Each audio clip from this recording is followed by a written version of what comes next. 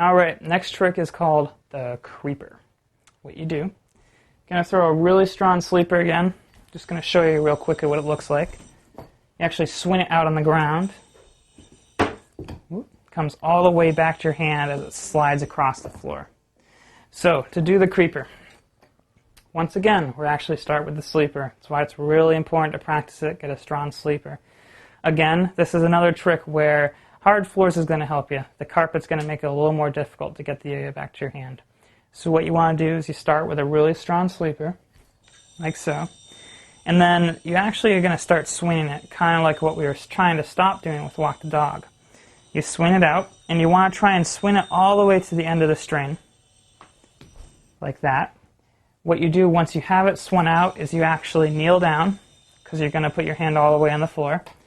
You throw, you swing, and get your hand all the way on the floor, and it's just a very slight tug. You can watch my hand as I'm doing that there.